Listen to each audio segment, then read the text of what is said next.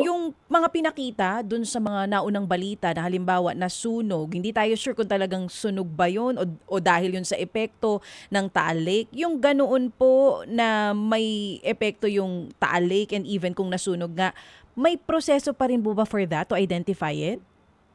Actually, ma'am, like what I said earlier, Mm-mm. makakapagbigay po kami ng opinion pag hawak po namin mismo. Mahirap po kami mag-speculate, ang NBI po hindi nahuhula.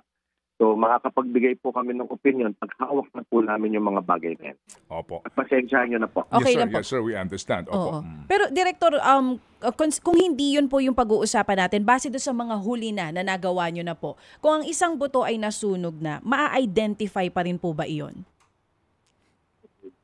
Ang actually ganito, masunog man o hindi, meron kaming proseso para i-extract ang DNA.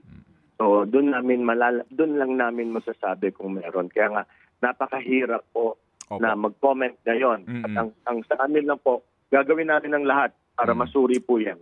Opo. At dito po yata, Director, ang pinaka-challenging ay yung makakuha ka man ng DNA sample doon sa labi, yung pag-identify noong family member, di ba? Yun po yun, Director, ano po? Iko-cross match po yun. Titignan po yung match. Opo.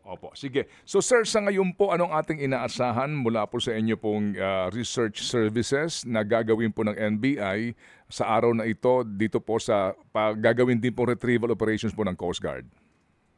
Katulad ng sinabi ko po, Sir Ted, handa po ang NBI nung isang linggo pa. Mag-iintay po kami ng order mula sa Department of Justice.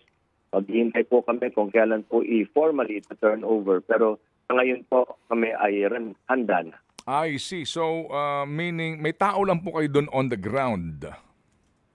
Ang lahat ng tao po namin pumunta doon ng Friday. Kaso like what I said, ang commander on the ground is Commodore Torilla. Ang sinabi niya sa amin, tatawagan nila kami pag handa na silang ibigay ang naka-standby po kami, yun po ang order. Okay, sir, para lang mas maintindihan po ng lahat, gaano ba kaselan dito yung custody nung ebidensya at yung pong chain of custody na maaari nating sabihin kapag po kung sakasakali man na magkaroon na po dito ng kaso? Tama po kayo. With any evidence, the chain of custody is important. Kaya nga po, like what I said, ang nag-retrieve po ang Coast Guard. Coast Guard po ang mag-aabot sa NBI para hindi po mabe-break ang chain of custody.